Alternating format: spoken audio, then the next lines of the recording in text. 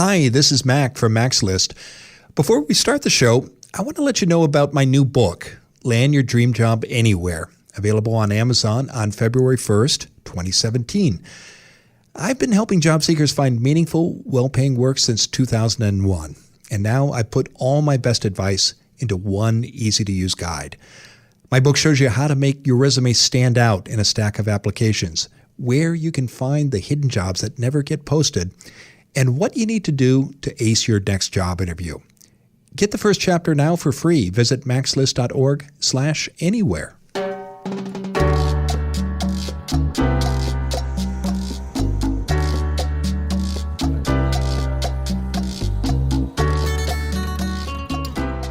This is Find Your Dream Job, the podcast that helps you get hired, have the career you want, and make a difference in life. I'm Mac Pritchard, your host and publisher of Mac's List. I'm joined by my co-host, Ben Forstag, our managing director, and Jenna Forstrom, our community manager. This week, we're talking about the 7 questions you should ask yourself before you apply for a job.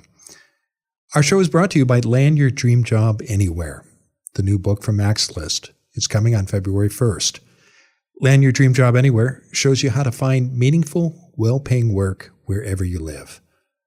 For more information, visit maxlist.org/anywhere.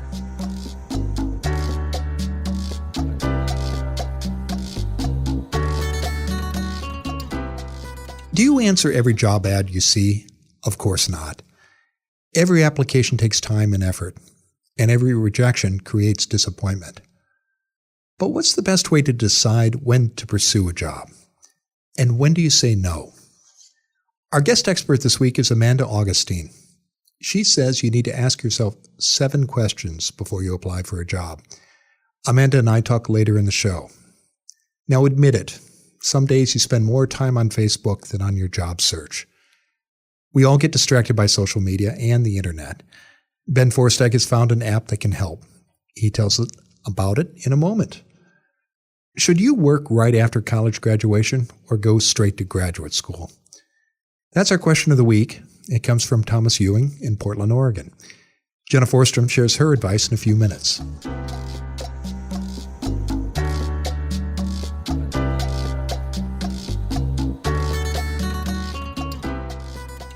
As always, let's first check in with the Mac's List team, with Jenna and Ben. Now, tell me, you two, was there a time when you applied everywhere when you were job hunting? And if you did, when did you stop and why? Yes, I think everyone has done this at some point. I'll fess up to this too. Yeah. Yeah. I'll admit it wasn't that long ago when I was doing this kind of thing.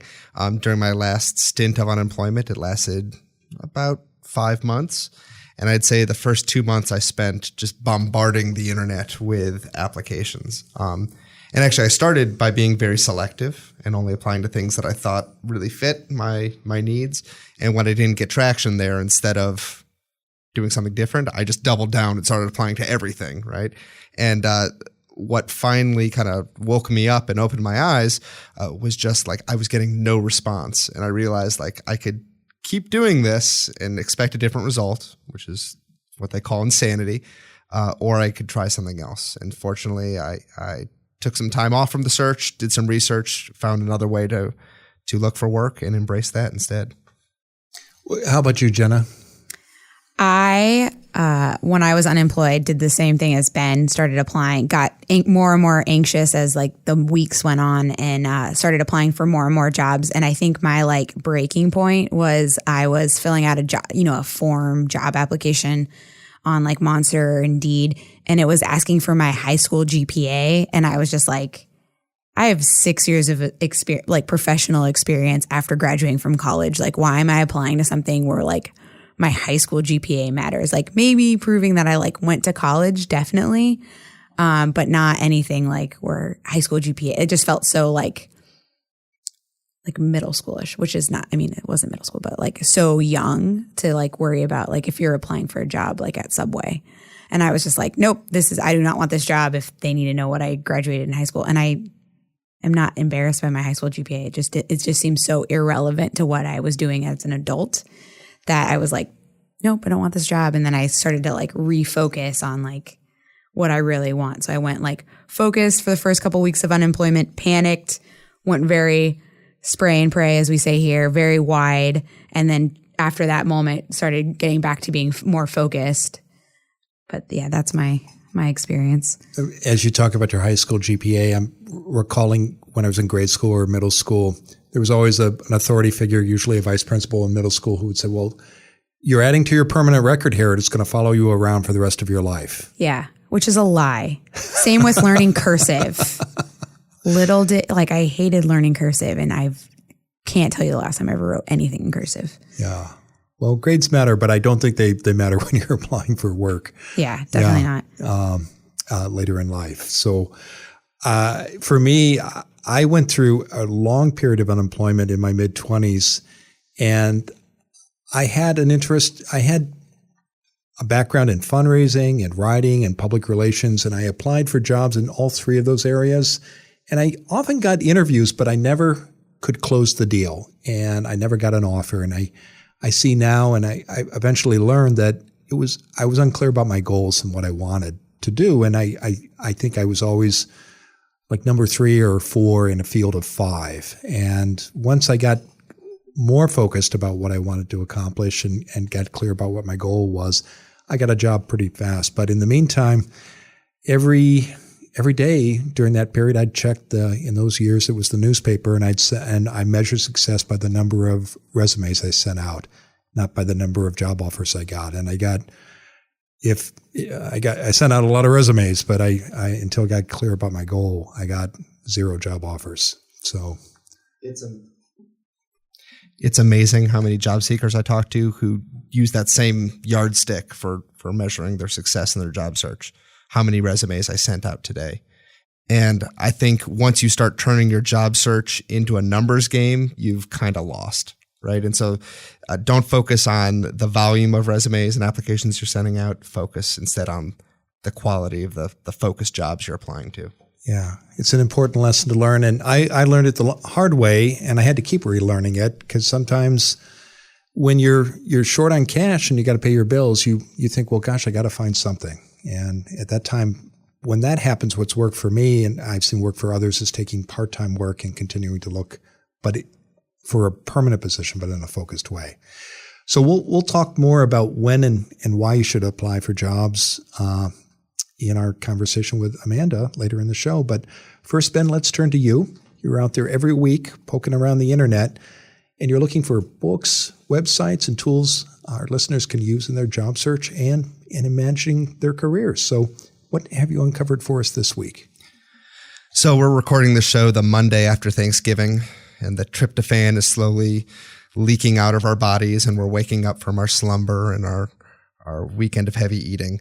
So I thought it'd be appropriate to share a resource this week called Cold Turkey. Okay, so the stupor is lifting a little bit. It is. And I admit when I first found this resource, I didn't think about the timing of when I would talk about it, but it is very appropriate. So Cold Turkey is a piece of productivity software that basically keeps you from being distracted by email, web browsing, and other diversions on your computer. If you're anything like me, it's very easy to go jump on Facebook or Twitter or go look at baseball blogs or whatever your diversion is online whenever you encounter kind of any difficulty in work. For me, like when I'm writing, the moment I stumble over a word or can't think of the next sentence, I like jump over to another browser and start kind of diverting myself. So Cold Turkey basically allows you to block specific websites or parts of websites for a specified amount of time. And once you have set this block up, there's nothing you can do to get access to those sites. It doesn't matter if you restart your computer. There's no secret password you can enter. You're pretty much blocked out of these sites for up to 8 hours at a time. And so it's what they would call a commitment device. If you can't control your own behavior, this makes you committed to doing so because you don't have any other option. So can you share with us, Ben? Are you using this yourself? I actually don't use this that often because part of my job involves going to places like Facebook and Twitter on a regular basis. My wife does. She's a writer for a living. And so for her, it's very important to block out specific periods of time where there's no other distraction. And so she sets up shop in a Starbucks, turns this on for 4 hours, and those 4 hours are all about writing. One of the nice features about cold turkey is you can actually schedule certain blocks of time on your calendar. And so the system will automatically turn on and block Facebook or block whatever other sites that you tell it to block for a certain amount of time each day, if that's how you want it, or a certain period of time each week. It's a nice little tool. And I think if you're someone who struggles about staying focused on what you're doing, this could be a real resource for you. The one way I think job seekers could use this would be, it's really tempting just to spend your time looking at job listings all day. Right. And I've been there, and I know like how you want to be like the first person to see the job that comes out, because that maybe gives you the inside edge. And I wouldn't tell anyone to ever block MaxList from their list of viewable websites. But if you wanted to block sites like Monster or Indeed or LinkedIn or anything like that, it might be a good way to get you to focus on things that matter more in your job search, whether that's improving your resume or writing a great cover letter or doing some networking either online or in person. Well, good. I think we have so many ways to get distracted today. So I think this is a terrific tool. Yeah. And again, it's called Cold Turkey, and it's available at getcoldturkey.com. And we will have the URL in the show notes.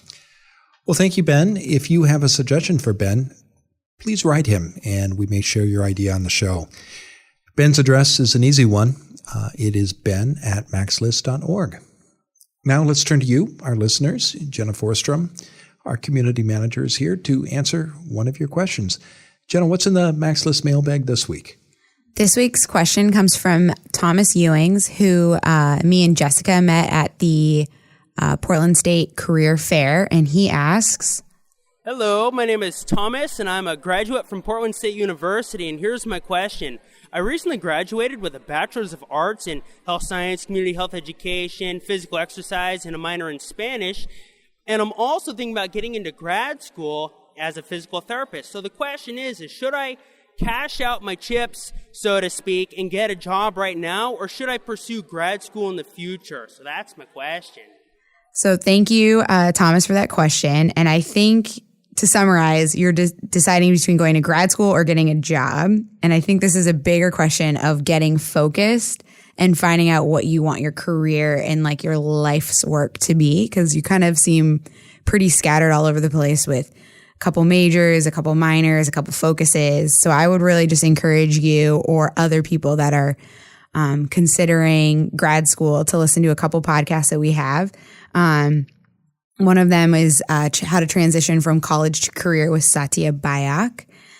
The other thing to do would be to sit down and focus and think about your finances, your ultimate career goals, your desire to continue schooling, because I think some people just feel like their opportunities will get better if they continue their educational track, and sometimes those people aren't really interested in keeping going to school forever and ever and ever. But if you love learning, maybe that is what you want to end up doing.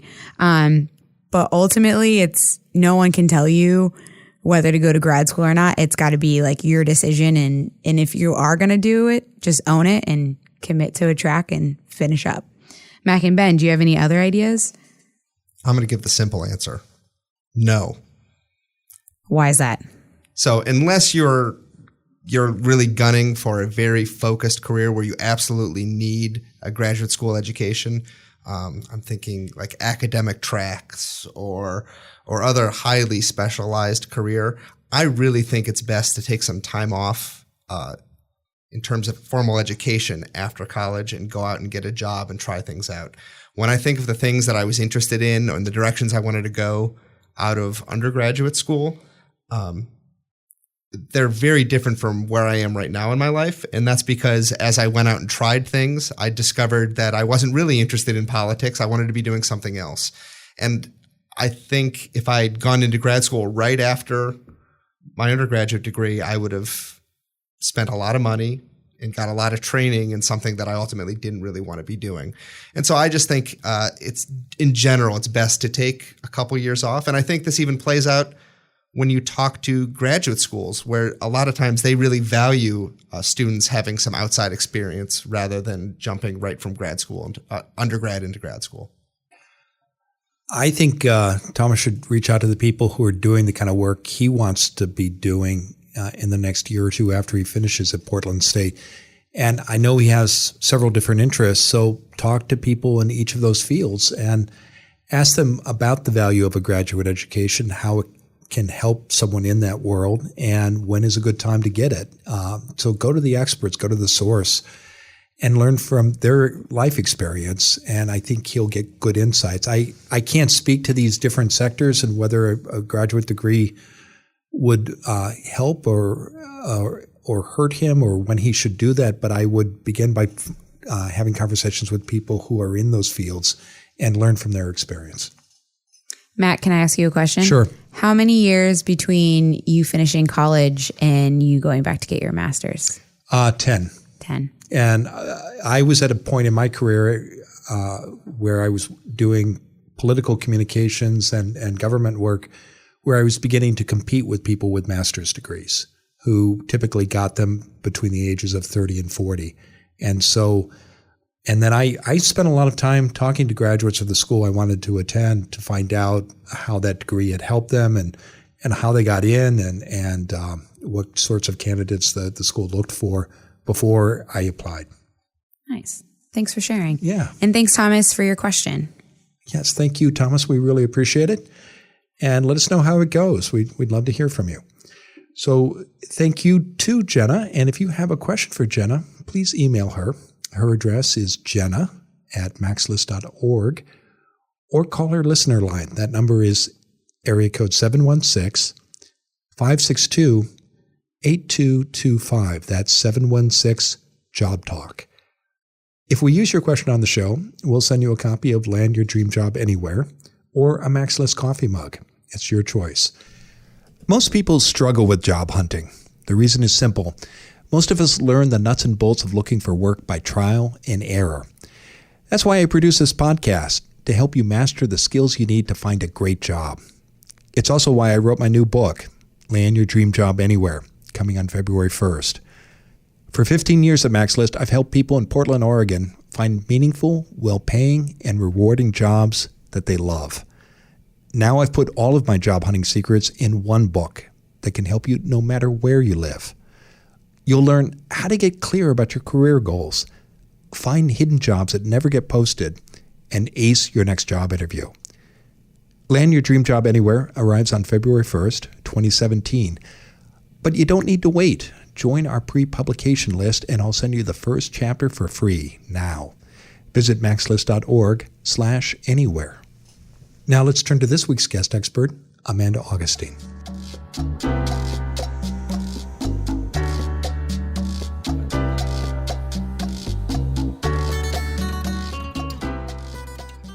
Amanda Augustine is the career advice expert for Top Resume. She gives job search and career guidance to professionals who want better careers and to find the right job sooner. Amanda blogs regularly about career advancement on the Top Resume website and also contributes to the Huffington Post. She joins us today from New York City. Amanda, thanks for being on the show. Thank you so much for having me, Mac. Yeah, it's a pleasure to have you. Now, this week, Amanda, we're talking about the questions that people should ask before they apply for a job.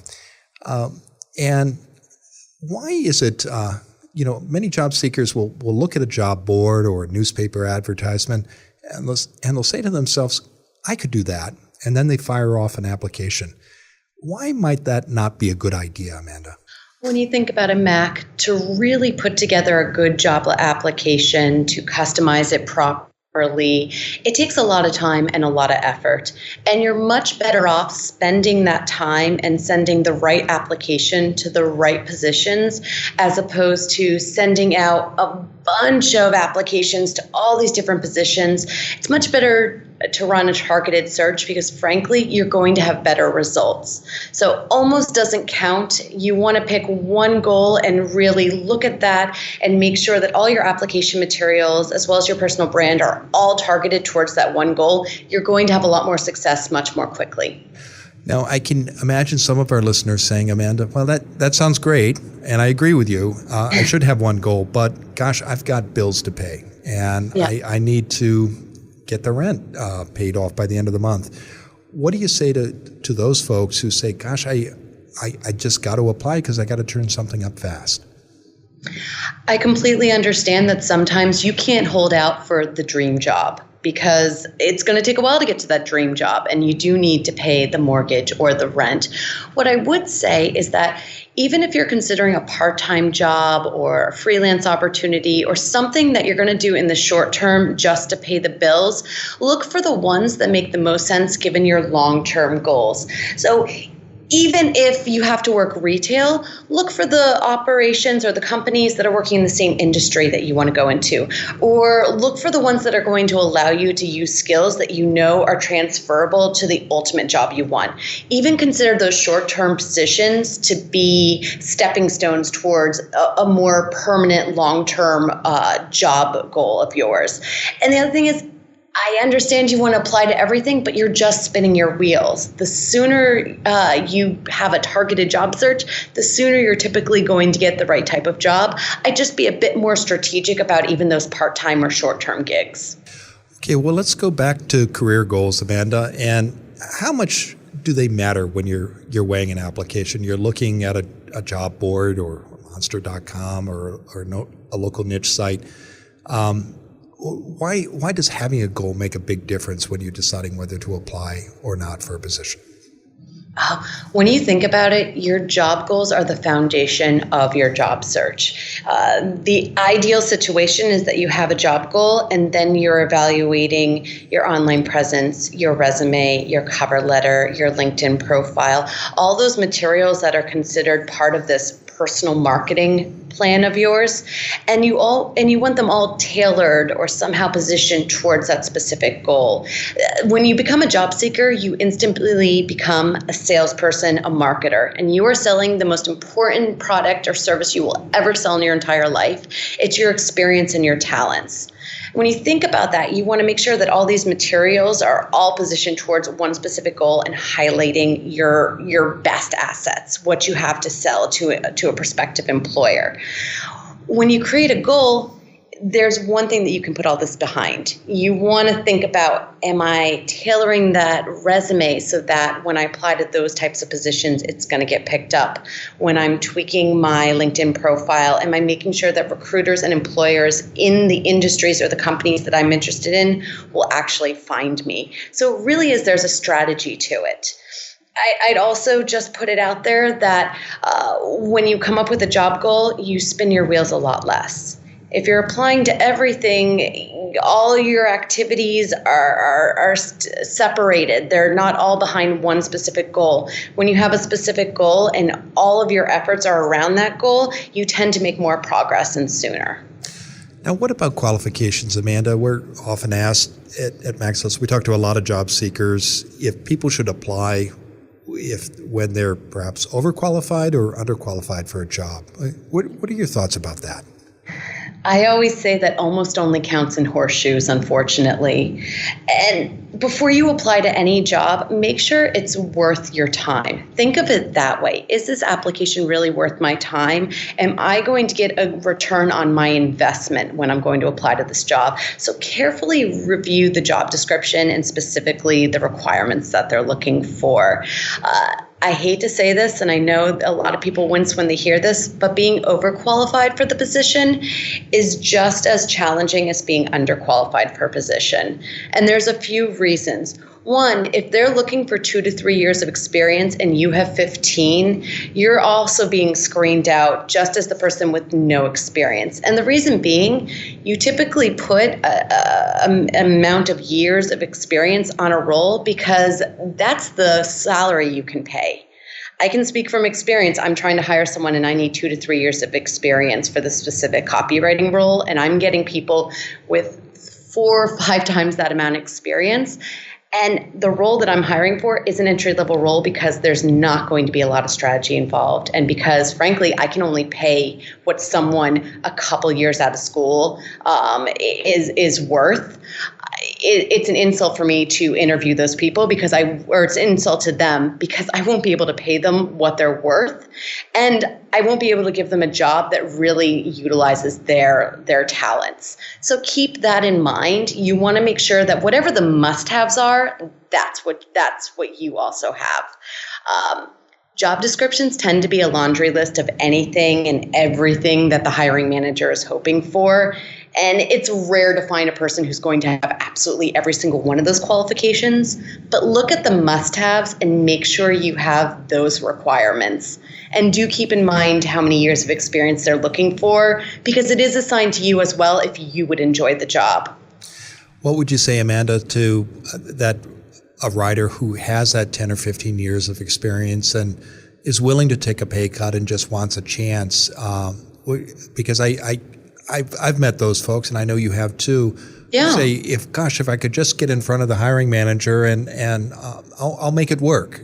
What would you say when they're thinking about putting together an application about whether it would make sense to do that or not?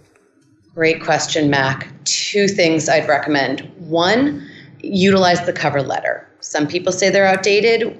Our research has shown 50% of recruiters consider them a must-have, 50% don't. You don't know who you're dealing with.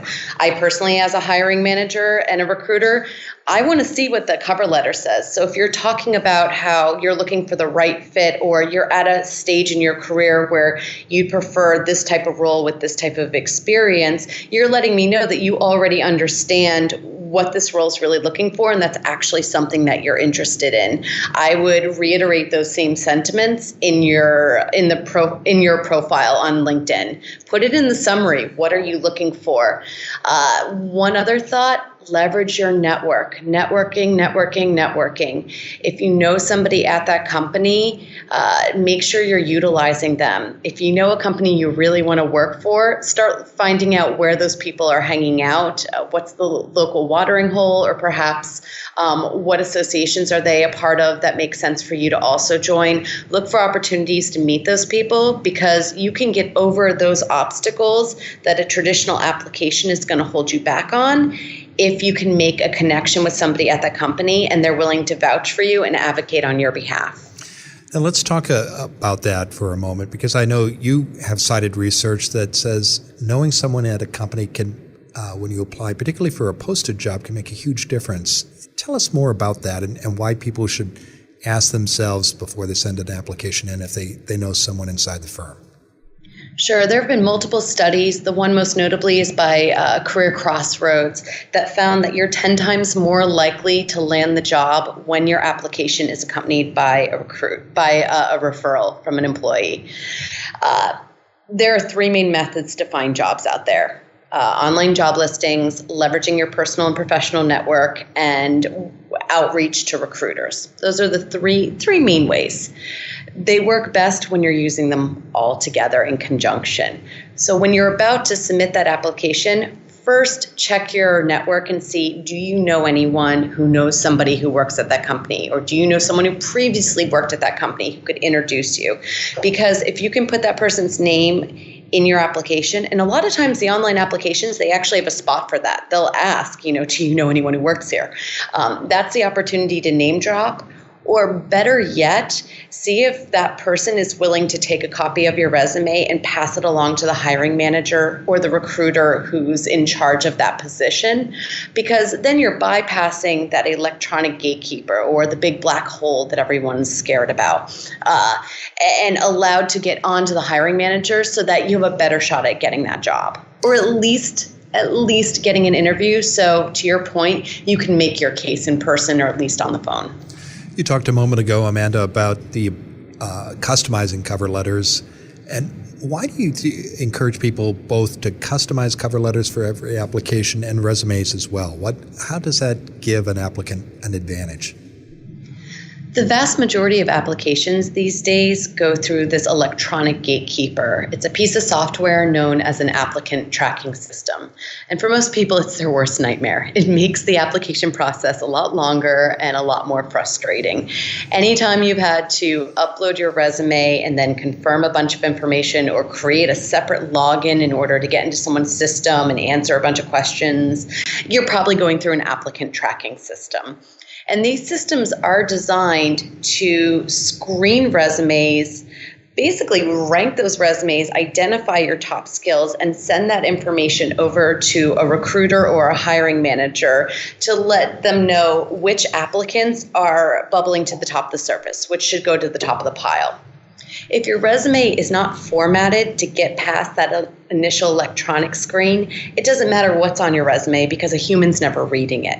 So it's really important that you're thinking about how are you formatting this resume? Are you including the right keywords to ensure that it passes through that initial set of gatekeepers and onto a human being who has a much better understanding of what you've done in your history and what value you bring to the table? Now, one of the questions I know you encourage applicants to ask before they send in that resume is to think about the company culture. Why is that an important factor, Amanda? And how do you recommend people research it? Oh, such a good question. You can have the best skill set in the world, but if you join a company where you don't jive with the company culture, it's not the right work environment for you, and you know it pretty quickly after you join a company. Within the first month or so, you'll know if it's the right fit for you. If that fit isn't there, it doesn't matter how great your skill set is. Chances are you're not going to last there because either you're going to be miserable or they're going to realize it's not the right fit. And this has everything to do with what are the company values to what's the work environment like. Dress code's, of course, a part of that, but it's not the main thing. It's really about, how are they communicating? What is the mission behind the work? What's the environment like? Is everybody sitting in cubicles or is it completely open? Does everybody have their own personal offices? And there are a few things I recommend doing. One, take a step back and think about all the places you've worked in the past. Where have you done your best work? What environments have you thrived in? Where have you really enjoyed your time? Part of that will probably be the work that you were actually doing, what you got to work on. But the other part will be, who were you working with? Was it a collaborative environment? Did they value someone who takes initiative or did they value teamwork? Did you get to, work off your own machines? Was there the ability to telecommute? Figure out for you where you've worked the best in the past and what you're looking for going forward. And then you want to start looking at these different job opportunities and evaluating them to determine, do those things exist there? And you can do that by going to sites such as Career Bliss, Glassdoor. Also, check out the company's About Us site, the employment section, their social media channels. Or better yet, again, delve into your network and find out, do you know anybody who currently works there or previously worked there? And reach out to them and say, I'm considering this position. I'd love to learn a little bit more about the company. Would you mind giving me 10 minutes of your time over the phone? That's a great way to gather insight that you may not find elsewhere. And that will give you also some insight into their hiring process. So if the job is a good fit, the company is a good fit for you, you'll know perhaps what you need to do to your application to modify it slightly so that it has a better chance of making it to the hiring manager. Well, and finally, Amanda, tell us about the difference an applicant's online profile can make. What kind of questions should people ask about their online profile, and why does that matter to employers?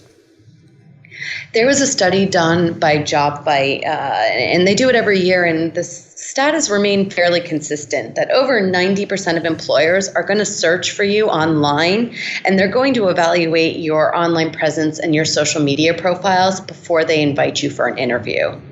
So these days, a great, well-constructed, professionally written resume is not enough. You also need to have an online presence that is telling a consistent story. Just keep in mind, whatever you're saying on paper also needs to match what employers are going to see about you online and when they speak to you face-to-face. So make sure you look at the LinkedIn profile or even your personal social media accounts and make sure that the ones that you want for personal use are hidden away, the security settings are increased, but the ones that you're purposely exposing so that recruiters will find them, such as the LinkedIn profile, you want to make sure that it's telling a very consistent story about your job goals, your career history, and the skills that you're marketing, because those are the ones you want to use in your next role. Well, terrific advice, Amanda. Now, tell us what's next for you. Well, I've been working at a company called Top Resume for a little over a year now. We're the largest resume writing and CV writing service in the world. We do resumes, CVs, as well as LinkedIn profiles.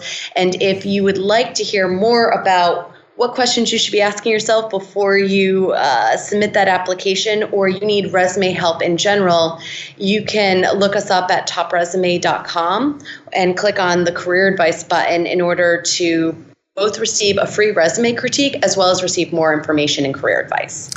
Great. We'll be sure to include that URL in the show notes. And there is a blog post you've written about this topic of key questions you should ask before sending out that application, and we'll include that as well. Well, Amanda, thanks for being on the show today. Thank you so much, Mac. It was great. It's been a pleasure. Take care.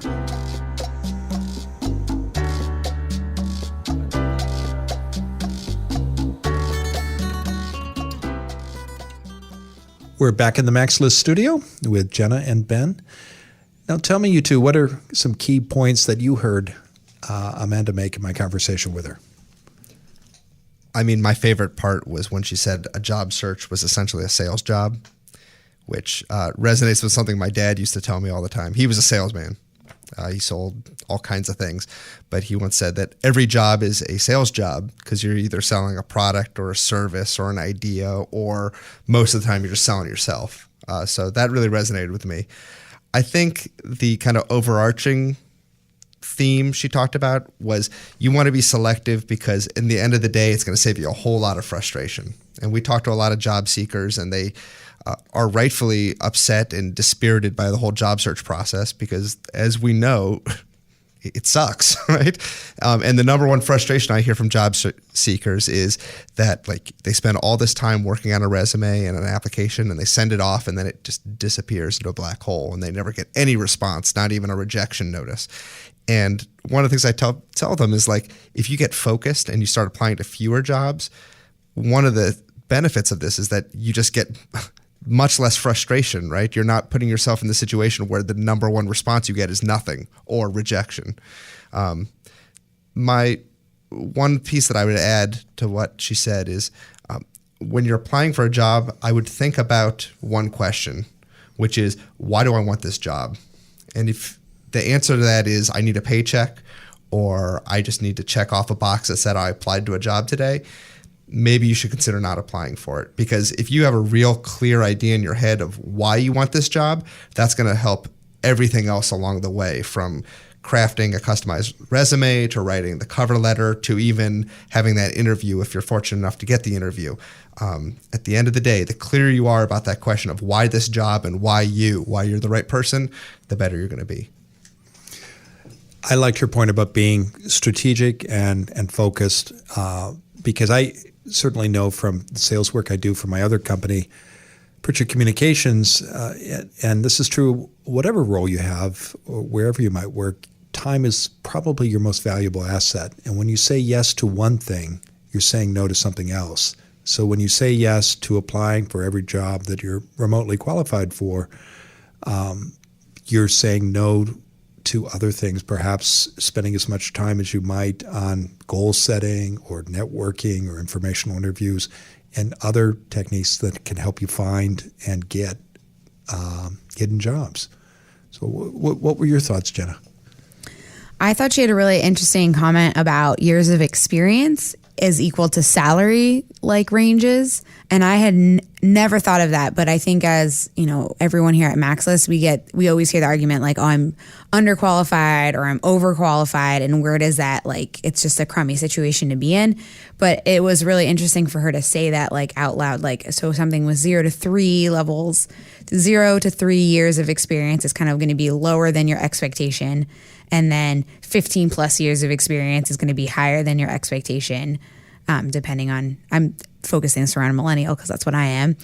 But like, just looking at it from the flip side is like, okay, so if you want to take that job, you'd be making less money or more money. So how do you pitch yourself if you're still going to apply for that job? And just kind of wrapping your head around that. And that, I mean, it still opens up, right? Like, if you're looking for your dream job, chances are you have to get really narrow and really, really focused to go after that very, very specific job that meets the years of experience and the salary and your passions and 10 other things, but to just focus down and find that. So I'm going to just jump in here. And I think that speaks to the point I was making earlier about knowing why you're applying for the job. Because I think even if you're overqualified, if you're really clear about why this is the job you want, you can start addressing those barriers that the hiring manager might have in your cover letter or in your networking or otherwise. She's absolutely right. The reason that employers don't want to talk to overqualified candidates is because at the end of the day, they don't want to pay them what they think that person wants.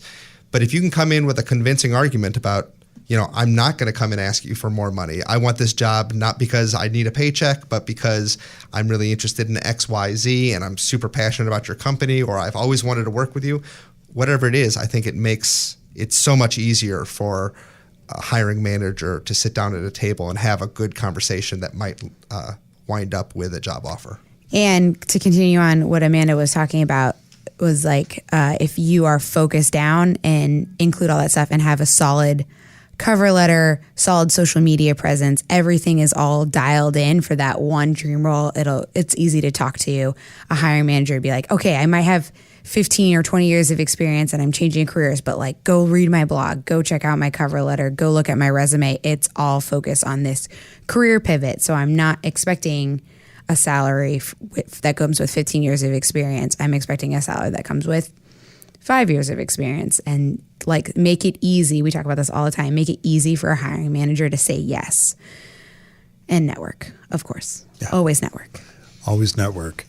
Yeah, and it can make sense to take a pay cut. I certainly had that experience when I went to the governor's office in Oregon back in the 1990s. I took almost a 20% pay cut to get my first position there, and I never and I had 3 different jobs, and it wasn't until I left that I got back to my old salary level. But because I had existing relationships with people in the staff, they knew that it was important to me to work in that office and do that work, and that I could afford the financial sacrifice, and I wasn't going to come back to them in 3 or 6 months and say, gosh, I really need this salary. So to me, that was like going to graduate school for 3 years and having a great experience. But you have to your point, Jenna, you have to have those relationships.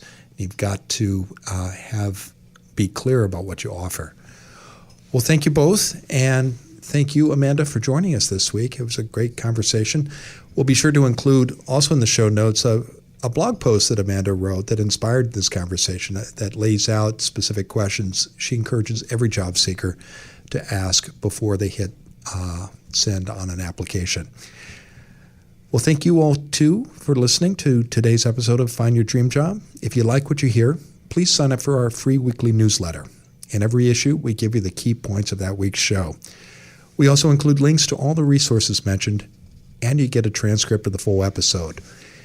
If you subscribe to the newsletter now, we'll send you our job seeker checklist. In one easy-to-use file, we show you all the steps you need to take to find a great job. And join us next Wednesday when our special guest will be David Mariano. He'll explain how to get the most out of your first job.